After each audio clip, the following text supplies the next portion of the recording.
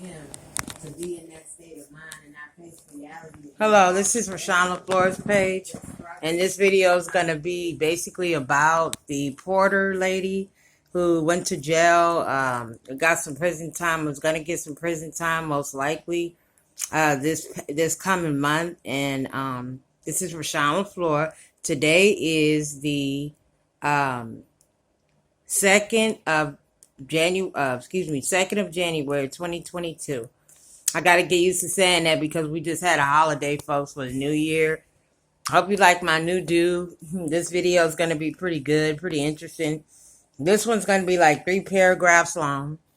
And this one's going to be about Kim Porter, the officer that got in trouble for shooting the young man, Dontay Wright. And just a little bit of rough draft that I wrote down that I've been following this story for almost about 2 weeks now on the Porter case and the Dontay Wright case that happened in March or April 2021. And I got the first half of the video on here, but I'm trying to see if I get the second half because I can't see it. So it might be another one coming up after this video because I didn't get it all on one page on the draft. All right, let's get started, folks. The mother of Dontay Wright was talking on there about the courts, about how he was and how she raised him.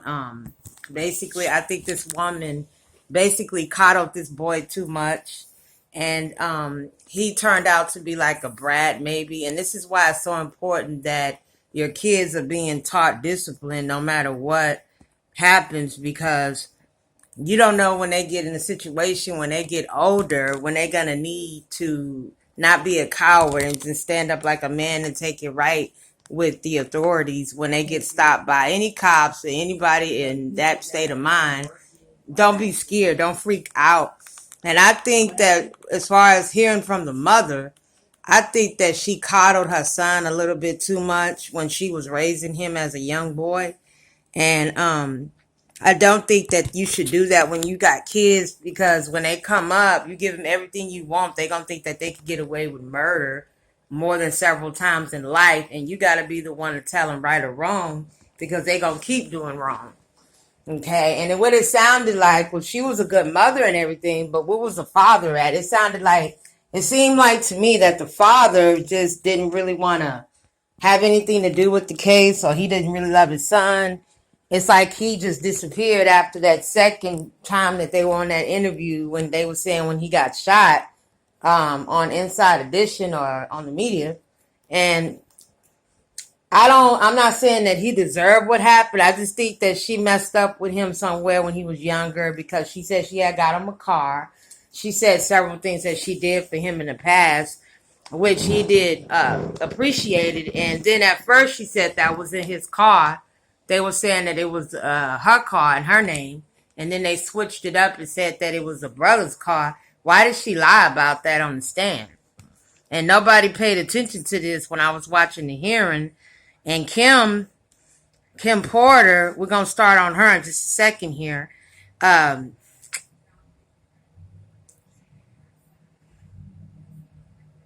me see, folks. Hold on.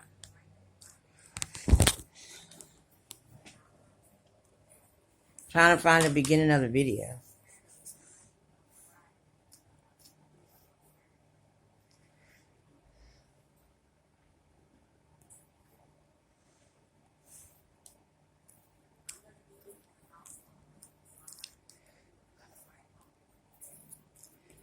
Kim Porter was responsible for this guy Dontay's murder, and she was a white mother, and she was freaking out the day that she shot him in the head or whatever. She shot him, and he just fell out the car like a rag doll. And I don't know how. They said that the girl had her on videotape, and the cop was Dontay's murderer. And I don't even think she had the taser on her. But in early September, they had another hearing on there in August or somewhere around there that was saying that they told you how everything happened possibly and how she grabbed the taser when she was speaking to the judge that was real low and content, and it was an Oriental bitch that was up there interviewing her, and she showed up to the scene, the mom crying out of balls, and that lady who shot him didn't talk to the mom. She was talking to someone else that was at the scene of the shooting. How can you get that mixed up if you're a cop? I just don't know how you could get mixed up with a taser from a gun pouch. And she said that she had never ever killed anybody on a job or even shot anybody, but you're a cop. So what made her feel threatened enough to pull out that gun? I don't know. Okay. It's kind of like this case reminds me of a little bit about the Zimmerman case, but it just happened like in the total opposite of the Zimmerman case with that boy. What was his name? I forgot his name. His name started with a T. Tyrone, that's right. Tyrone Hunter or Tyrone. He died back in 2015, is what I understand. And with him, you notice that things worked out different. This man got away with a lot. He got away with bloody murder, basically. He got away with murder and didn't have to suffer the consequences because he said that he was protecting himself, and the other lady tried to use that too. But I don't think that Kim Porter was faking this. I think she really meant it, and she really was not faking when she pulled out that taser. She really understood that she made a mistake. Okay, so all this stuff has been happening all this time, and I think that it was not taking the deal serious enough. And this Rosendale guy, he got away with murder, and he's white, but they've been trying to change that. In certain states, they are racist against blacks and whites. Sometimes whites do get away with murder, I feel, personally, more than black folks, okay?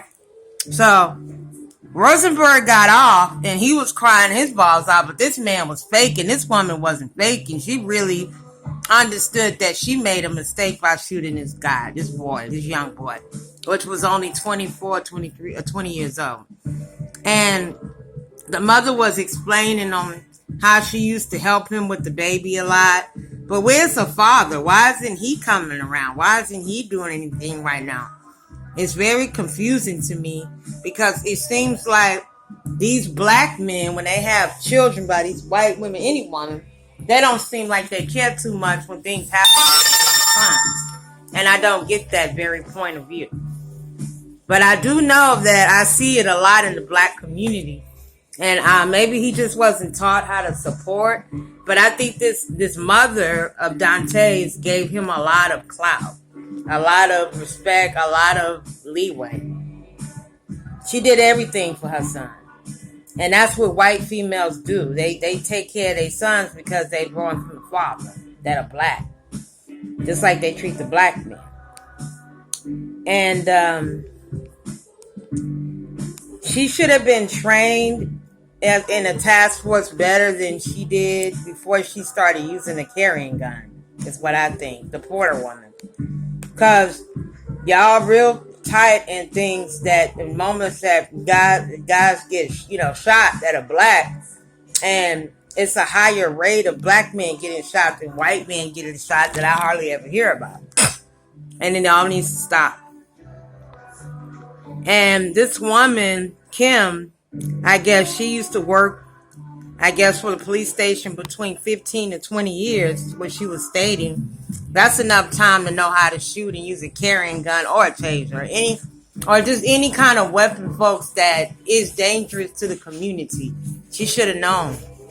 So I got to stop this video. I'm very sorry and start over with another script. I might have to do it on my other phone, folks, because my storage is running low. Because it looked like it kind of deleted a little of the video. All right, I'll be back with you. Rashawn Flores.